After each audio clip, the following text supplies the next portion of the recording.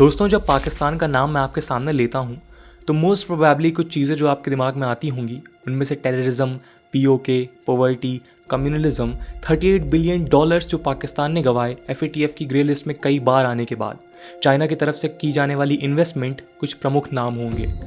और इन सब नामों के बाद अगर मैं कहूँ कि यही पाकिस्तान जो लगातार अपनी इंटरनल क्राइसिस से जूझ रहा है, चाहे वो चाइना द्वारा इन्वेस्टमेंट के बदले खुद की ज़मीन पे कब्जा हो या फिर अपनी ही आर्मी द्वारा एडमिनिस्ट्रेशन में अनकंट्रोल्ड वे में दखल, ऐसा देश इंडिया जैसी डेमोक्रेसी के साथ आने वाले समय में एक फुल स्केल वॉर में इन्वॉल्व हो सकता है। तो क्या आप शॉक होंगे? हालांकि ये मेरा कहना नहीं है, ये कहना है US इंटेलिजेंस की एक रिपोर्ट का।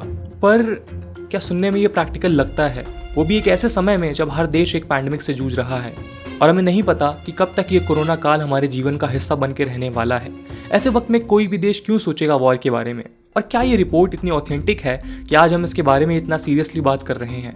और अगर है तो क्या पास में कुछ ऐसे प्रेडिक्शंस हुए हैं इस रिपोर्ट के द्वारा जो आगे चल के सही साबित हुए हों? जानते हैं इस वीडियो में। दोस्तों, मैं हूं आदर्श गुप्ता और स्वागत है आपका स्टडी IQ में। अगर आप इस लेक्चर से रिलेटेड PDF या इंपॉर्टेंट डॉक्यूमेंट चाहते हैं तो आप मेरा टेलीग्राम चैनल ज्वाइन कर सकते हैं। Here is the link and you can also follow me on Instagram for regular updates.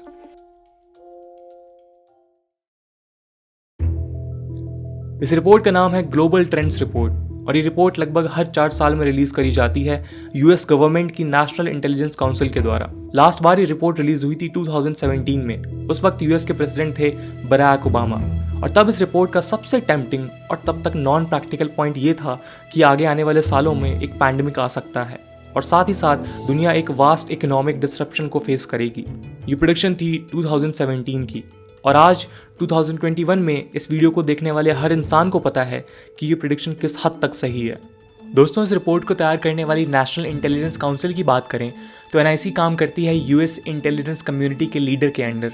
1979 में अपने गठन के बाद से ही इसने एक ब्रिज की तरह एक्ट किया है इंटेलिजेंस और कम्युनिटी की पॉलिसीज़ के बीच में।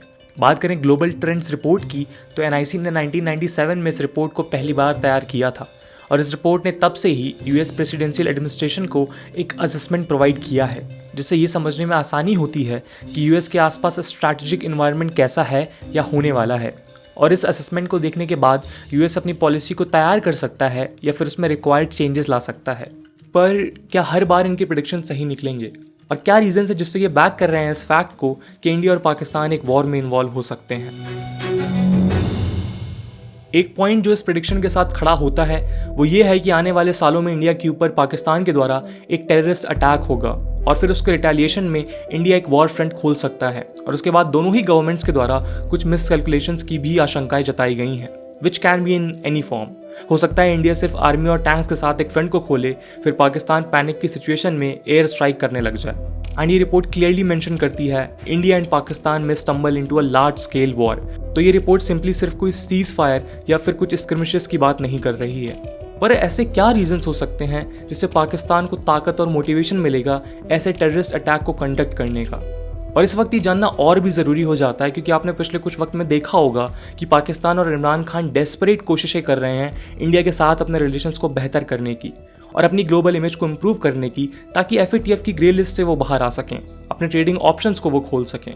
फिर ऐसा क्या हो सकता है आने वाले वक्त में कि पाकिस्तान इंडिया में ये टेररिस्ट अटैक कंडक्ट करा सकता है?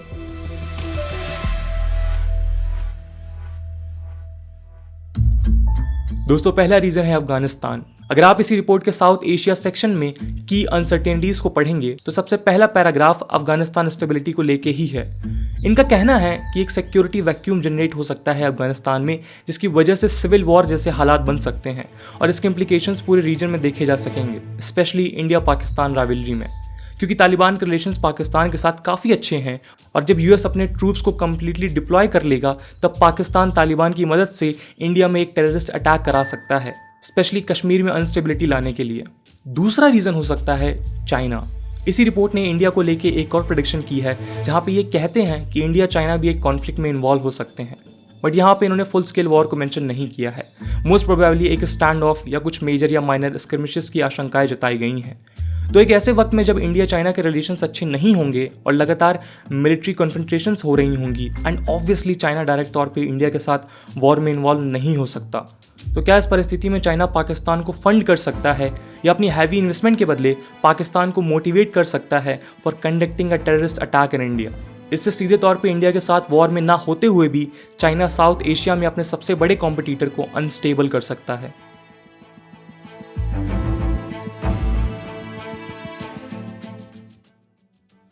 दोस्तों, सिर्फ ग्लोबल ट्रेंड रिपोर्ट ही नहीं बल्कि ONI यानी ऑफिस ऑफ नेवल इंटेलिजेंस ने भी यूएस कांग्रेस के सामने सेम सिनेरियो रखा है। अपनी एनुअल रिपोर्ट को 9 अप्रैल को सबमिट करते हुए ONI ने कहा कि under the leadership of Narendra Modi, India is more likely than in past to respond to military force to perceived or real Pakistani provocations. यानी नरेंद्र मोदी जी की लीडरशिप में इंडिया के द्वारा मिलिट्री फोर्सेस को रिस्पॉन्ड करने के ज़्यादा चांसेस हैं यदि पाकिस्तान कथित या असल तौर में भारत को उकसाता है।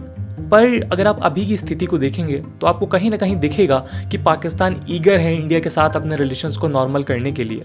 अभी कुछ वक्त पहले ही पाकिस्तान की मिनिस्ट्री ऑफ कॉमर्स ने अपने इंटेंशंस एक्सप्रेस करी थी शुगर और कॉटन के इंपोर्ट में जो बैन लगा है उसे हटाने की।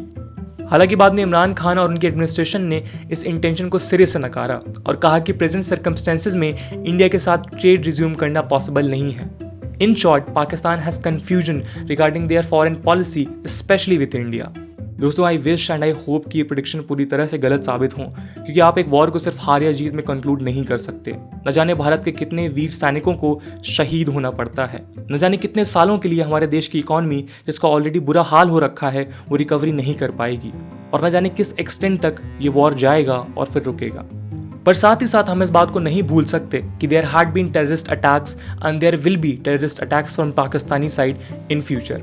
और अब भारत किसी भी तरह इन टेररिस्ट अटैक्स का जवाब सिर्फ UN अथॉरिटीज़ के सामने उन इंसिडेंट्स को मेंशन करके नहीं देने वाला है।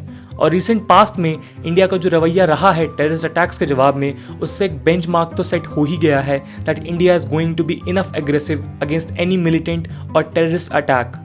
और इसका अंदाज़ा पुलवामा टेररिस्ट अटैक के जवाब में इंडिया के द्वारा की गई बालाकोट एयर स्ट्राइक से लगाया जा सकता है।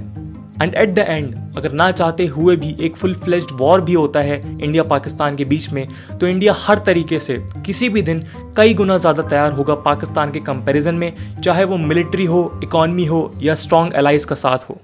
दोस्तों, आज की वीडियो के लिए इतना ही। आई होप आपको ये वीडियो पसंद आई होगी। आपका क्या सोचना है इस रिपोर्ट के प्रेडिक्शन के बारे में कमेंट सेक्शन में ज़रूर बताइएगा। मिलते हैं नेक्स्ट वीडियो में, तब तक के लिए जय हिंद, जय भारत।